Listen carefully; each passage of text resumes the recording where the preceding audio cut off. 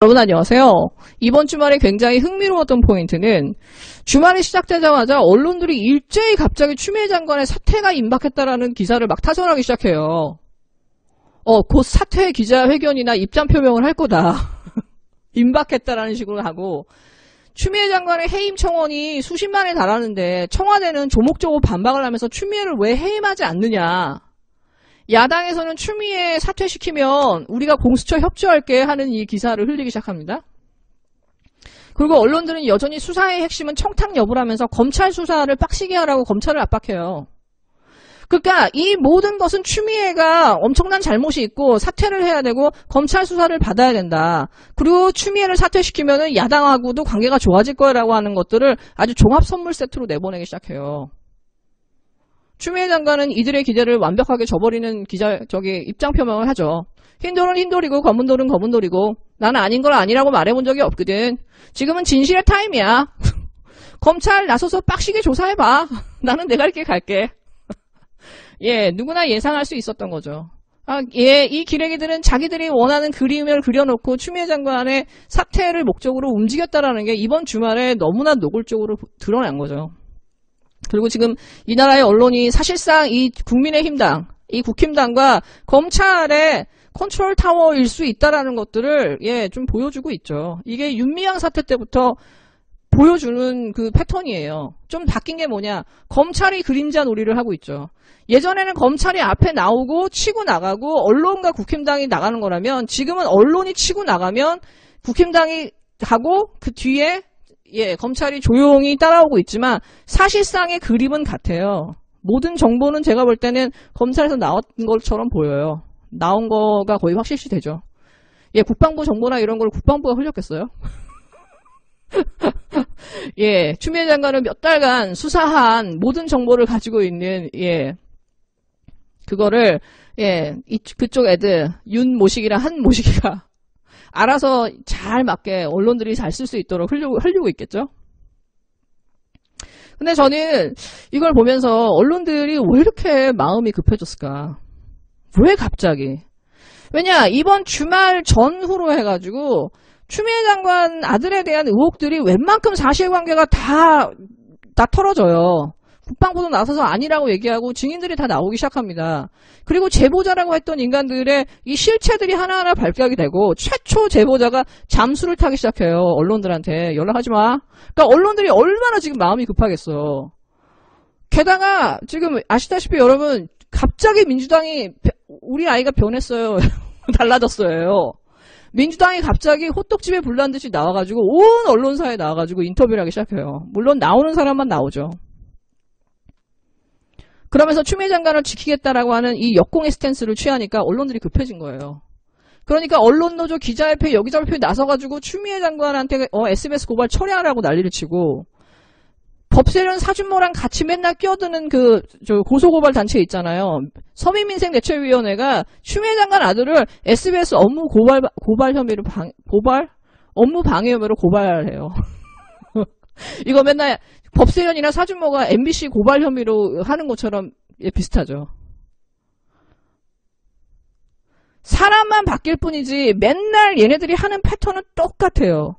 진실이 발견되고 자기들이 지금까지 계속 의혹 제기를 며칠 동안 해왔던 것들이 다 털어질 때쯤에 또다시 고소고발을 남발하고 그거에 대해서 사퇴를 압박해요. 압박하는 방식이 뭐냐? 너는 도의적으로는 책임져야 된다. 네가 법적으로 아무리 문제가 없어도 이런 문제를 일으켰다라는 거는 너는 책임이 있는 거다. 자기들이 다 방귀 끼고 똥 싸놓고서는 이 사람한테 치우라고 하는 거야. 그래도 한 가지 고무적인 사실은 며칠 전부터 민주당 의원들이 굉장히 적극적으로 추미애 장관의 방어에 나서고 역공에 들어갔다는 거예요. 특히 제보자 신상 조사해야 된다라고 황희 의원이 강력하게 얘기했죠. 그랬더니 네이버나 언론이 황희 의원을 미친 듯이 물어뜯어요. 주말 내내. 입도 뻥끗하지 말라라는 거지. 이거 조국이나 윤미향 때나 박원순 사건이랑 다 똑같아요. 메신저에 대해서 조금이라도 의문을 제기하거나 얘네들의 주장에 조금이라도 의견을 제기한다. 그러면은 그 사람을 가서 미친 듯이 다 물어 뜯어버리는 거야. 이걸 보면서도 민주당 의원의 대다수가 왜 이런 사건이 있을 때 입을 다무는지를 알겠는 거예요. 자기가 의원직을 오래 유지하려고 그러면은 언론하고 검찰하고는 척지면 안 되는 거야. 공격을 받고 싶지 않으니까. 그러니까 대부분의 의원들이 숨어 있는 거죠. 그렇기 때문에 사실은 우리가 유권자 입장에서, 지지자 입장에서는 싸우는 사람과 싸우지 않는 사람을 철저하게 구분을 해야 돼요. 그렇게 해서 정말 싸울 수 있는 사람, 제대로 싸울 수 있는 사람들을 국회로 보내야 되고요. 그 사람들을 지켜줄 수 있는 이 당 차원의 시스템이 완비되도록 지원자들이 계속해서 지지자들이 민주당을 압박을 해야 됩니다. 그리고 또 하나는 뭐냐. 쟤네들의 지금 하는 걸 보세요. 사실관계가 거의 드러났음에도 불구하고 추미애 보고 사퇴하라고 그러잖아. 쟤네들한테 중요한 건요. 애초에 진실이 아니에요. 추미애를 사퇴시키는 거고 개혁을 막는 거고 그 다음에 미친 듯이 시간을 끌어서 대선 타임라인까지 이 개혁을 자초시키려고 하는 거거든요. 그러면 민주당은 쟤네들이 던지는 계속 떡밥에 그 메타포에 낚여가지고 끌려다니면서 대응을 하는 것이 아니라 그거를 한 단계 넘어서서 아예 민주당도 쟤네들하고 하는 똑같은 방식으로 아예 그냥 프레임을 던지는 거예요. 지금 민주당의 가장 큰 장점은 진짜 깡패 같은 의석수 아니에요. 쟤네들이 가장 아파할 만한 거, 뭐 내가 가짜뉴스 이만큼 할 거야, 징병조 손해배상 이만큼 할 거야, 공수처, 뭐 온갖 쟤네들이 가장 아파하는 것들의 그 입법들을 여러 개를 동시에 한꺼번에 다 발의해가지고 타임라인을 딱 주는 거예요. 이때까지, 다음 정기국 때까지 우리 이거 입법 발의하고 본회의 통과시킬 거야. 그러면요, 쟤네들이 지금 추미애를 잡고 저희 어그로 끌면서 시간을 지금 시간이 안 돼요. 쟤네들이 계속해서 사람을 괴롭히고 몇 주씩 저런 식으로 어그로를 끌 수 있는 건요, 시간이 남아 돌아서예요. 민주당이 계속해서 떡밥을 던지고 메타포를 던져서 쟤네들을 바쁘게 하잖아요. 마치 소독차 이렇게 막 하면 애들이 연기 막 잡으려고 막 애들이 미친듯이 동네 애들이 잡으려고 따라가죠. 그것처럼 쟤네들을 따라오게 만들어야 된다는 거지. 쟤네들의 공격을 대응할 게 아니라 쟤네들한테 아예 먼저 역공을 해서 쟤네들이 우리 따라오게 하는 게 가장 좋다. 그리고 이런 악순환이 계속 반복되게 하지 않으려면 민주당은 입법으로 보여줘야 돼요. 가짜뉴스, 가짜 제보자, 이 피해사실 공표, 저들의 삼각동맹으로 일어난 저 범죄 사실들이 철저하게 처벌받도록 민주당이 입법화돼야만 적어도 바늘구멍만큼이라도 진보를 만들 수 있어요. 며칠 전에 이 한겨레 21일에 이 김재련과 고한솔이 인터뷰를 했죠. 마치 무슨 김재련 특별 헌정판 같아. 김재련의 변명을 정말 구구절절하게 이 고한솔 기자가 잘 실어줬거든요. 지금 추미애 장관이 이렇게 당하고 있고 민주당이 이렇게 코너에 몰려있을 때, 정부가 코너에 있을 때 이 박원순 시장의 이 이슈를 다시 부각시켜서 이 정부한테 타격을 주려는 의도가 너무 보이죠.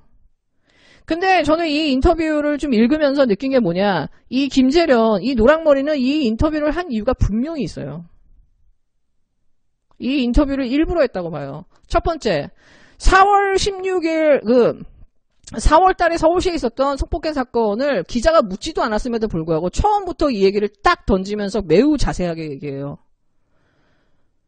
서울시의 내부에서 조직적으로 이 성추행을 방조하고 은폐했고 이런 것들을 고발하기 위해서 어쩔 수 없이 이 4월 사건을 얘기할 수밖에 없고, 이 4월 사건과 박원순 시장의 4년간의 성추행이 겹치면서 이 피해자는 골다공증에 교통사고를 당한 것 같은 그 고급의 아픔을 겪었다라고 하면서 이 피해자의 아픔을 극단적으로 이렇게 설명을 해줍니다.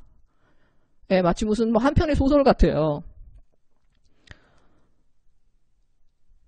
본인들이 2차 가해를 하면서 절대로 모든 기자들이 다 알지만 기사도 못 쓰게 했던 그 사실을 이 여자가 굉장히 세게 얘기를 하고 자세하게 얘기를 해줘요.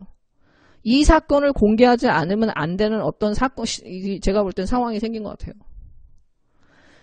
이 사건에 해당되는 남자분이 이 고소인을 무고로 고소했다면서요. 결과가 어떻게 나올지 모르는 상황인 거죠. 그리고 또 하나는 뭐냐, 이 사건을 사실은 처음에 이 고소인이 숨겼다라는 거예요. 서울시에 말하지 않았어요. 근데 이게 무고로 걸면서 소문이 나면서 이 사람이 이제 좀 궁지에 몰리게 된 거죠. 그리고 이제 박원순 시장으로 연결되는 이게 지금 타임라인이 있거든요. 그 다음에 또 하나는 뭐냐, 서울시 비서실의 직원 20명이 자기가 이렇게 고통받고 있는데 그거를 조직적으로 은폐했고 숨겼고 자기 전보를 막았다는 식으로 인터뷰를 했잖아요. 그러면서 서울시 다 직원들 조사해야 된다고.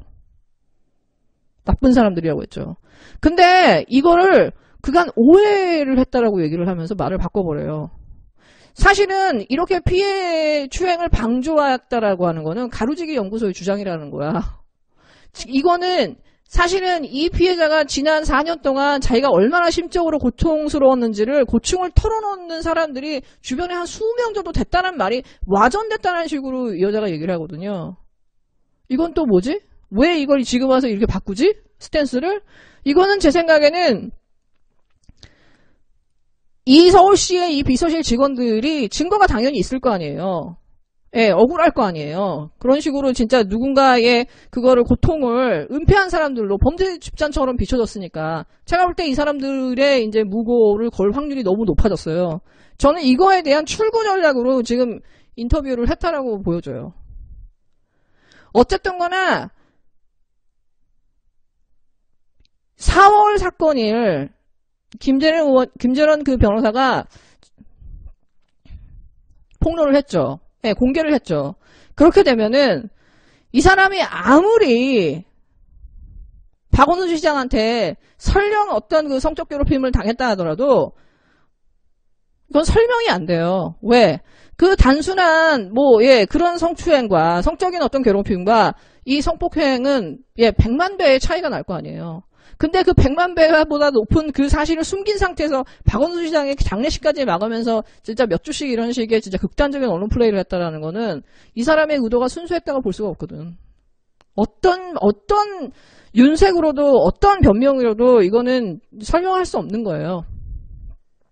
그럼에도 불구하고 이거를 오픈할 수밖에 없는 상황이 발생했다라고 봐요. 돌발 상황이. 그리고 이 김재련이 정가해보도처럼 맨날 하는 말이 있어요. 자기는 피해자를 충분히 대변하고 있다. 마치 이거는 반어법 같아요. 우리가 이 피해자라고 주장하는 사람의 신상에 대해서 유일하게 알 수 있는 하나가 뭐냐. 이번에도 인터뷰에서 비서실 인터뷰를 봤는데 얼굴을 보고 뽑았다는 얘기를 하거든요. 근데 여러분, 이 김재련이 그 인터뷰를 하거나 기자회견을 할 때마다 한 번도 빠지지 않고 주장하는 게 뭐냐. 이 서울시 이 여직원이 매우 예쁘다라는 거야. 이 비서가.